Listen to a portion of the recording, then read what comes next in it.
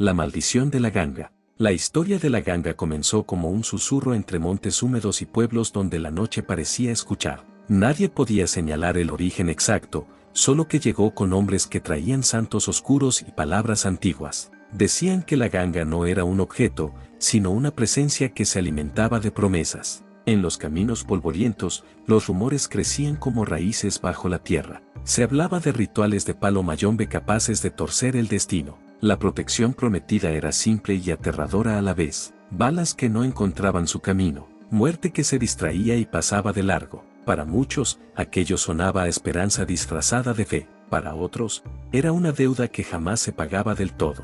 El primer relato conocido surgió de un pueblo sin nombre en los mapas. Un hombre regresó ileso de una emboscada imposible. No explicó nada, solo tocó su pecho y murmuró una oración extraña. Días después, se corrió la voz de que había hecho trato. Nadie preguntó con quién. En ese mundo, las preguntas eran peligrosas. La ganga empezó a mencionarse en voz baja, como si escucharla pudiera atraerla. Algunos aseguraban haber visto recipientes ocultos en casas abandonadas. Otros decían que la verdadera ganga nunca se mostraba, solo se sentía. Los que creían hablaban de sueños repetidos. Sueños donde una voz exigía lealtad absoluta. No se trataba solo de protección, sino de pertenencia. Quien aceptaba dejaba de ser completamente suyo. En las filas del narco, la fe creció rápido, la vida pendía de hilos demasiado frágiles. Cualquier promesa de invulnerabilidad era oro. Los rituales se realizaban lejos de miradas curiosas, con rezos que mezclaban idiomas y silencios. La ganga era invocada como escudo, pero también como juez. Algunos comenzaron a notar cambios en quienes la buscaban, miradas más duras, sonrisas que no llegaban a los ojos, como si algo más habitara detrás. Un viejo santero advirtió una noche lluviosa, dijo que la ganga no protege gratis, cada favor deja marca. Nadie quiso escucharlo, la necesidad era más fuerte que el miedo. El segundo relato llegó desde la frontera, un grupo entero salió sin una sola herida visible. La historia corrió como pólvora, la ganga ya no era mito, era herramienta. Pero esa misma semana, uno de ellos desapareció sin explicación. No hubo rastros ni despedidas, solo un silencio incómodo. Algunos dijeron que la ganga había cobrado, otros insistieron en que era coincidencia. La duda se volvió constante compañera. Quienes portaban la protección caminaban confiados, demasiado confiados, como si nada pudiera tocarlos. Esa arrogancia comenzó a notarse. La fe se convirtió en desafío al destino, y el destino, según decían, no tolera burlas. En sueños, varios escucharon golpes rítmicos, como si algo quisiera salir. Otros despertaban con la sensación de ser observados. La ganga no dormía, nunca dormía. Un joven que recién había aceptado el ritual contó su experiencia. Dijo que sintió frío donde no debía haberlo. Dijo que oyó su nombre sin boca que lo pronunciara. Al amanecer, juró no volver a pedir nada, pero ya era tarde. La protección, decían, no se devuelve. Así comenzó a hablarse de la maldición, no como castigo inmediato, sino como desgaste lento del alma. La ganga protegía el cuerpo, pero reclamaba algo más profundo, algo que no se ve, algo que no sangra, pero duele, y mientras más se confiaba en ella, más crecía su sombra. Esta fue solo la primera capa del relato, la superficie de una creencia que apenas empezaba a mostrar su verdadero precio. La creencia se expandió como una mancha que nadie quería limpiar. Cada nuevo protegido traía consigo una historia que parecía confirmar el poder, pero también traía un peso invisible que pocos sabían nombrar. En los pueblos, la gente comenzó a notar ausencias inexplicables. No eran muertes evidentes ni escenas explícitas, eran silencios prolongados, sillas vacías, nombres que dejaban de pronunciarse. La ganga empezó a asociarse con el destino torcido, no inmediato, sino diferido, como una factura que llega cuando ya olvidaste la compra. Un hombre mayor relató que su hijo había buscado protección, regresó ileso muchas veces, demasiadas veces, hasta que una noche dejó de hablar. Seguía respirando, caminando, obedeciendo, pero algo esencial se había ido. La mirada del hijo ya no reconocía a nadie. Ese fue el primer aviso para algunos, para otros, solo una exageración. El poder siempre exige negación para mantenerse. En ciertos rituales, los rezos se volvieron más largos, más urgentes, como si quienes los dirigían sintieran que algo se salía de control. La ganga ya no respondía igual, a veces protegía, a veces simplemente observaba. Los más antiguos decían que eso era señal de enojo, o de hambre, porque la ganga, según la tradición, también se alimenta, no de carne, sino de promesas rotas, de miedos acumulados, de la fe mal colocada. Un rumor empezó a circular entre los iniciados. Decían que si la ganga te salvaba demasiadas veces, comenzaba a marcarte, no con heridas visibles, sino con eventos desafortunados alrededor, accidentes menores, sueños repetidos, personas cercanas que se alejaban sin razón. La protección aislaba, convertía al protegido en alguien ajeno al mundo común. Un testimonio anónimo habló de voces en el viento, no órdenes claras, sino insinuaciones, como empujones suaves hacia decisiones equivocadas. La ganga no obligaba, sugería, y eso era más peligroso, porque la culpa seguía siendo humana. Algunos intentaron romper el vínculo, buscaron a otros santeros, pidieron limpias y oraciones, pero todos coincidían en lo mismo: lo que se ata con la ganga no se desata fácilmente, se negocia, y toda negociación implica pérdida. Un hombre que lo intentó perdió todo lo que valoraba, no de forma violenta, simplemente dejó de tener sentido. El dinero ya no le importaba, la familia se volvió extraña, la vida cotidiana parecía una obra mal actuada. Sobrevivió, sí, pero no vivía. Eso reforzó la idea de la maldición. No era castigo, era consecuencia. La ganga protegía del final abrupto, pero extendía el camino, y no siempre era un camino deseable.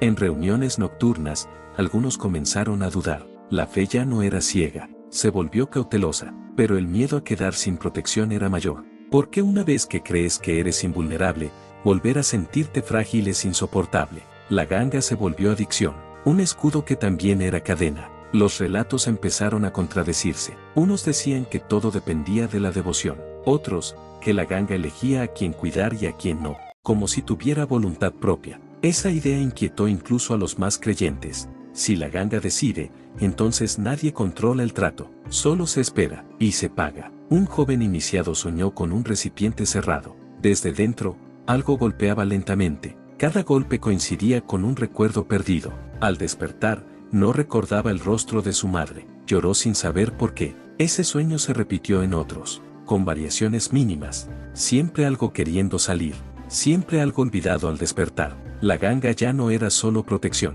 era presencia constante, una sombra que caminaba junto a quienes la invocaban, y mientras más se hablaba de ella, más fuerte parecía hacerse, como si el simple relato la alimentara, como si la fe colectiva le diera forma. Así, la maldición dejó de ser un rumor aislado, se convirtió en advertencia, en secreto compartido entre quienes ya no podían escapar, y aún así, seguían adelante, porque en ese mundo, seguir adelante era la única opción. Con el tiempo, la ganga comenzó a mezclarse con la rutina diaria, ya no era solo un ritual ocasional, se volvió parte de la planificación, como si fuera un amuleto imprescindible. Algunos decían sentir tranquilidad al saber que estaba cerca. Otros confesaban un nerviosismo constante, como si algo escuchara cada pensamiento. La contradicción era común, la protección y el miedo compartían el mismo espacio. En ciertos lugares, los rezos cambiaron de tono. Antes eran súplicas, ahora sonaban más como disculpas. Quienes oficiaban los rituales notaron que las palabras antiguas pesaban más, como si el aire se volviera espeso al pronunciarlas. La ganga respondía con silencios prolongados,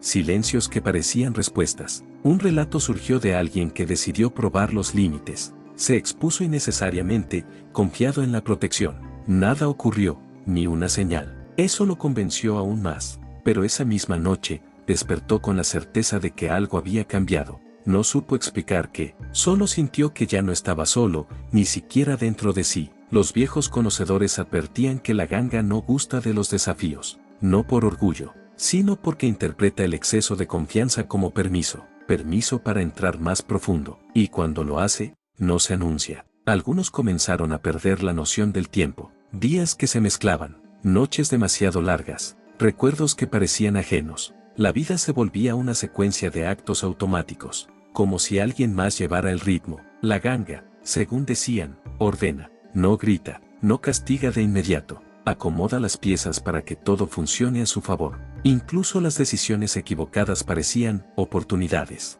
Eso confundía a quienes aún dudaban. Si todo sale bien, ¿dónde está la maldición? La respuesta nunca llegaba rápido, llegaba cuando ya no importaba. Un hombre decidió dejarlo todo, huir lejos. Pensó que la distancia rompería el vínculo. Durante días se sintió ligero, libre, pero cada noche soñaba con el mismo camino de regreso, un camino que no había recorrido. Al final del sueño, siempre despertaba sudando, y con la sensación de deber algo. Volvió sin saber por qué. Nadie se lo pidió. La ganga no necesita perseguir, espera. Esa paciencia la hacía más temible, porque nada que espera tanto puede ser ignorado. Algunos santeros comenzaron a rechazar encargos. Decían sentir que la ganga estaba saturada, como si hubiera aceptado demasiados pactos, demasiadas promesas incumplidas. Y cuando eso pasa, según la creencia, empieza a cobrar al azar, no por venganza, por equilibrio. Eso desató paranoia. ¿Y si la ganga ya no distinguía? ¿Y si cualquiera podía pagar por otros? Las historias se volvieron más confusas. Protecciones que fallaban sin explicación. Personas que sobrevivían pero perdían todo lo demás. La línea entre bendición y condena se desdibujó. Un iniciado contó que escuchó su nombre repetido en el silencio. No era una voz clara, era más bien un eco interno. Cada vez que dudaba, el eco aparecía, como recordándole el trato. Eso lo llevó a aceptar cosas que antes habría rechazado. La ganga no empujaba, solo recordaba, y recordar puede ser más poderoso que ordenar. En reuniones nocturnas, ya nadie hablaba con entusiasmo. La ganga se mencionaba con respeto tenso, con la cautela que se le tiene a algo que ya ha demostrado existir. No todos creían, pero nadie se atrevía a burlarse, porque incluso la duda parecía peligrosa. Algunos empezaron a decir que la ganga no protege de la muerte, protege del final inmediato, y eso no es lo mismo, porque vivir más tiempo en ciertas condiciones puede ser peor que no vivirlo. Esa idea se volvió central en los relatos. No se trataba de invulnerabilidad, se trataba de aplazamiento. La muerte espera, la ganga negocia, y el precio aumenta con el tiempo. Así, la maldición dejó de verse como algo sobrenatural, se convirtió en una lógica cruel, una ley no escrita. Quien entra, no sale igual, y quien cree controlar, ya perdió. La ganga seguía ahí, invisible, paciente, escuchando cada promesa que aún no sabía cómo cobrar. Conforme pasaron los años, la ganga dejó de ser un secreto exclusivo. Su nombre se filtró a conversaciones casuales, siempre en tono bajo. Ya no era sorpresa escucharla mencionada como si fuera una herramienta más. Eso, según los antiguos, era una señal peligrosa. Cuando lo sagrado se vuelve cotidiano, pierde límites, y la ganga siempre exige límites claros. Algunos comenzaron a notar que los rituales ya no producían el mismo efecto. La sensación de protección se debilitaba, no desaparecía, pero se volvía inestable, como un techo que gotea justo cuando más confías en él. Los rezos se repetían con mayor frecuencia, no por devoción, sino por ansiedad. La ganga parecía responder mejor al miedo que a la fe. Un santero cansado confesó que ya no distinguía las presencias. Antes sentía una energía específica, ahora todo se mezclaba, como si la ganga hubiera crecido demasiado, o como si ya no fuera una sola. Eso encendió otro rumor inquietante. Decían que cada trato dejaba un fragmento, y que esos fragmentos se acumulaban, no en un solo lugar, sino en las personas. Cada protegido cargaba una parte. Por eso, al reunirse, el ambiente se volvía pesado. No era tensión humana, era algo más denso, como si demasiadas promesas sin cerrar compartieran el mismo espacio. Hubo quien intentó romper con todo de manera radical. Abandonó creencias, símbolos, palabras prohibidas. Durante un tiempo funcionó, pero la tranquilidad era artificial, como un silencio forzado. De pronto, comenzó a perder cosas pequeñas, objetos sin valor aparente, luego recuerdos, nombres de calles, fechas importantes. La ganga no reclamó de golpe, cobró en cuotas. Eso reforzó la idea de que no castiga, administra. En algunos casos, la protección se transformó en dependencia total. Personas que no tomaban una decisión sin consultar rituales, que no dormían sin encender velas. La ganga ya no era escudo, era guía, y seguirla implicaba renunciar al criterio propio. Los más jóvenes fueron los más afectados. Entraron buscando invulnerabilidad. Se quedaron atrapados en obediencia. No sabían cómo era vivir sin ese respaldo invisible. La ganga se volvió su referencia principal, más fuerte que cualquier consejo humano. Un relato estremeció incluso a los más escépticos. Un hombre protegido decidió no invocar más, no por rebeldía, sino por cansancio. Dijo que prefería enfrentar lo que fuera. Esa misma semana, nada malo ocurrió. La siguiente tampoco. La calma parecía real, hasta que comenzó a sentir que todo a su alrededor avanzaba sin él. Las oportunidades se cerraban, las personas no lo veían. No era rechazo, era indiferencia absoluta. como si hubiera sido borrado parcialmente. La ganga no lo atacó, simplemente retiró algo, tal vez la atención del destino. Eso provocó pánico silencioso, porque nadie sabía qué era peor, estar bajo la ganga, o estar fuera de ella después de haber entrado. Los relatos empezaron a coincidir en un punto: la ganga no protege para siempre, protege mientras el trato tenga sentido, y cuando deja de tenerlo, reacomoda las cuentas, no con violencia explícita, con vacíos, con ausencias, con vidas que siguen, pero sin rumbo claro. En reuniones discretas, algunos admitieron arrepentimiento, no por haber buscado protección, sino por haber creído que podían controlarla. La ganga nunca fue una herramienta, fue un acuerdo desigual desde el inicio. Eso quedó claro demasiado tarde. La fe se transformó en resignación. Ya no se pedía protección, se pedía paciencia, tiempo, un poco más de margen, como si todos supieran que el final no se evita, solo se negocia, y cada negociación deja menos opciones. Así, la maldición tomó su forma definitiva, no como historia para asustar, sino como advertencia silenciosa. La ganga no persigue, no amenaza, acompaña. Y en ese acompañamiento constante, va tomando lo que considera suyo, cuando quiere, como quiere, y sin dar explicaciones. Con el paso del tiempo, la ganga dejó de ser nombrada con temor abierto. El miedo se volvió costumbre, y la costumbre, silencio. Quienes seguían bajo su influencia aprendieron a vivir con la sensación de deuda permanente. No sabían exactamente qué debían, solo que algo estaba pendiente. Las historias más recientes ya no hablaban de milagros, hablaban de equilibrio, de cómo la ganga ajustaba las vidas para que nada se saliera demasiado del trato original. Algunos decían que la verdadera maldición no era perderlo todo, era no poder perderlo, seguir caminando cuando ya no hay deseo, respirar cuando la voluntad se ha agotado. La protección había cumplido su promesa inicial. Muchos habían evitado finales abruptos, pero el costo se extendía más allá de lo imaginable. La ganga no se llevaba cuerpos, se llevaba direcciones. Con el tiempo, incluso los más devotos dejaron de pedir favores. Aprendieron que cada petición añadía una capa más al acuerdo. Preferían el riesgo a seguir acumulando compromisos invisibles. Pero el vínculo ya existía, y los vínculos, según la creencia,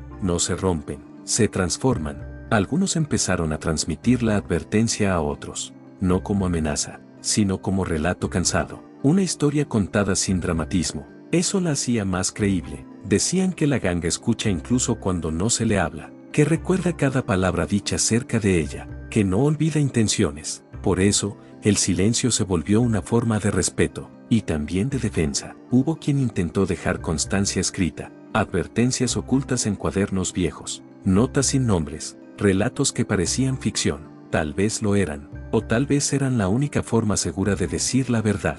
La ganga, decían, no persigue historias, persigue pactos. Mientras no se la invoque, observa, y observar es suficiente. Los más antiguos concluyeron algo simple: la ganga no engaña, nunca prometió una vida buena, prometió tiempo, y cumplió. Fueron los humanos quienes confundieron tiempo con salvación. Ese malentendido selló el resto. Con los años, muchos se alejaron de ese mundo, cambió el contexto, cambió la gente, pero la creencia no desapareció, solo se escondió mejor, como todo lo que espera. De vez en cuando, alguien menciona la ganga, siempre en voz baja, siempre con una pausa incómoda después. Esa pausa es la herencia real, no el miedo, no la fe, sino la conciencia de que hay acuerdos que no deberían hacerse, porque incluso si funcionan, dejan huella. La maldición de la ganga no se manifiesta con escenas explícitas, no necesita mostrar nada, se siente en la vida prolongada sin dirección, en la protección que se vuelve peso, en el tiempo que ya no se disfruta. Al final, quienes sobrevivieron entendieron algo tarde: la ganga nunca fue contra la muerte, fue contra el cierre, contra el descanso, y eso, para muchos, fue peor. Por eso, cuando alguien pregunta si la ganga realmente protege, la respuesta nunca es clara. Algunos dicen que sí, otros guardan silencio, porque hay preguntas que, al formularse, ya están llamando, y la ganga siempre escucha, incluso ahora. Si llegaste hasta acá, suscríbete a mi canal, y dale like a mis videos, y comparte los videos que más te gusten. Activa la campanita, para que YouTube te avise cada vez que suba un nuevo video, y hasta pronto.